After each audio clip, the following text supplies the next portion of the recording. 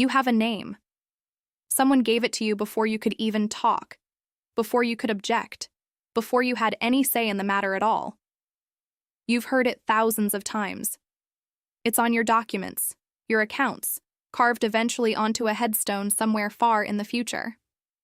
It is, in a very real sense, the single word most closely tied to your entire identity. You probably never think about where that idea even came from. Why do humans name each other at all? No other animal on Earth does this the way we do. Dolphins have signature calls. Elephants recognize individuals by scent and sound. But nothing in the animal kingdom comes close to what humans do, assigning a completely arbitrary sound to a person, agreeing on it as a group, and using it for that person's entire life, and often long after they're gone. So when did this actually start? How did the first humans solve the problem of telling each other apart before the word name even existed? The answer says something surprising about memory, identity, and what it actually means to be recognized as a person. Before names existed, humans still had a very basic problem to solve. In a group of 20, 30, 50 people, how do you talk about a specific person when they're not standing right in front of you? You can't just say the person. You need something more specific.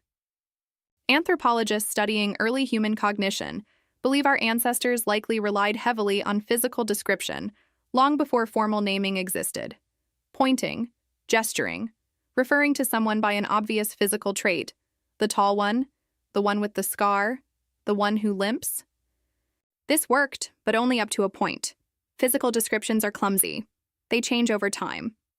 Two people can share the same trait, and most importantly, they don't carry any deeper meaning about who a person actually is.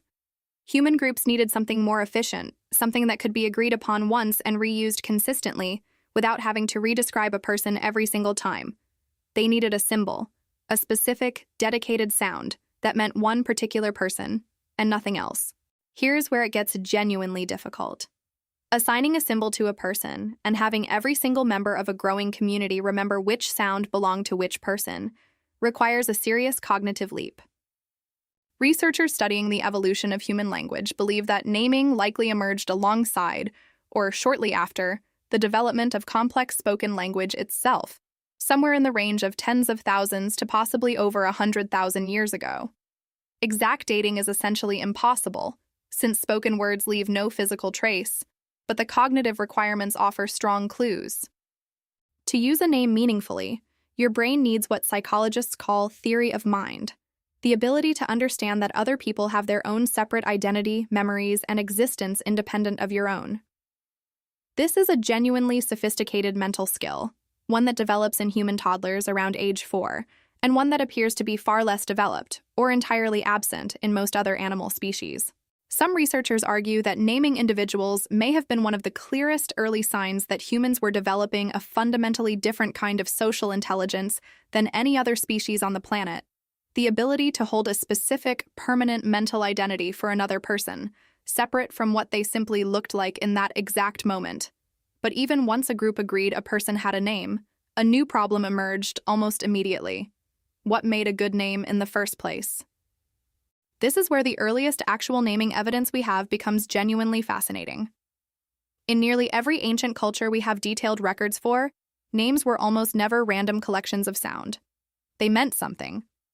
In many indigenous cultures across North America, names were often directly tied to nature, personal traits, dreams, or significant events surrounding a person's birth. A name wasn't just a label. It was a small piece of biography, carried for life. In ancient Mesopotamia, some of the earliest written names we have on record, dating back over 4,000 years, often included direct references to gods, translating roughly to phrases like gift of the god or protected by the god, embedding religious meaning directly into daily identity. In some cultures, names weren't fixed for life at all. Certain societies practiced renaming at significant life milestones, after surviving an illness, after a major achievement, or after becoming a parent, treating a name less like a permanent label and more like a living reflection of who a person currently was. This tells us something important. Naming wasn't just a practical tool for telling people apart. Almost immediately, it became something deeper, a way of encoding identity, values, and meaning directly into the most basic unit of how a person was recognized. But meaningful individual names created yet another problem, one that becomes obvious the moment a community grows large enough. In a small band of 20 or 30 people, individual names work perfectly well. Everyone knows everyone. But as human communities grew larger, into villages, then towns, then early cities, a new challenge appeared. What happens when multiple people share the same name? Ancient civilizations solved this in strikingly similar ways, independently, across completely unconnected cultures. They added a second layer of identity. In ancient Rome, formal naming eventually developed into a multi-part system: a personal name, a family or clan name, and sometimes an additional nickname, allowing a specific individual to be distinguished clearly even within an enormous, complex society.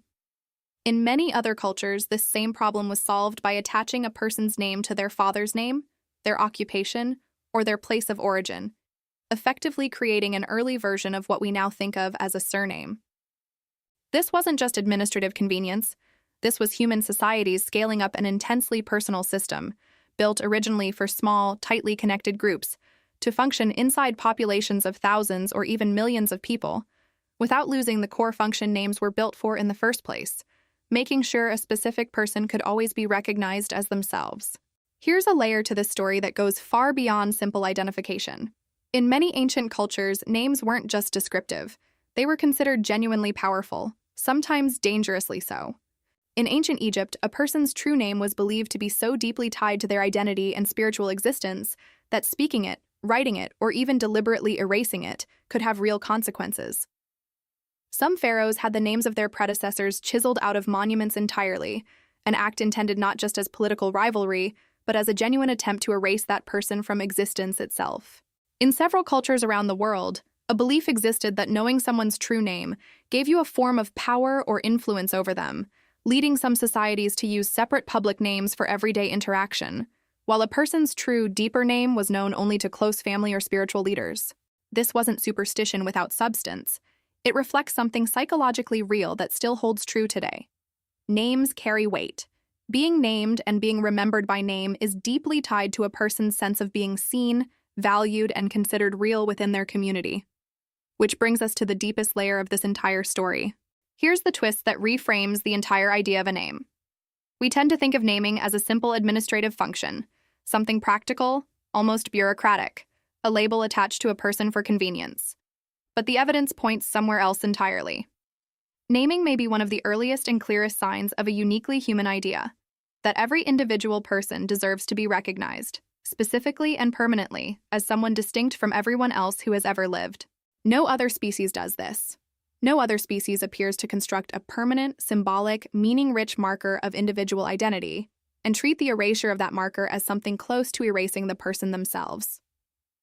The moment ancient humans decided a person deserved more than a physical description, that they deserved a dedicated, permanent, meaningful symbol of who they specifically were, may be one of the earliest recorded moments of human beings recognizing each other's individual worth. So here's the full picture. The recognition problem, solved first by physical description, clumsy but functional. The memory problem, solved by developing the cognitive ability to hold a permanent, specific identity for another person in your mind.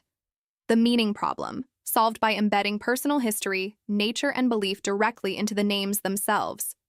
The scale problem, solved by layering names, families, and origins together as communities, grew too large for first names alone. And underneath all of it, the power problem, the ancient, deeply human belief that a name isn't just a label, but something close to a person's actual essence.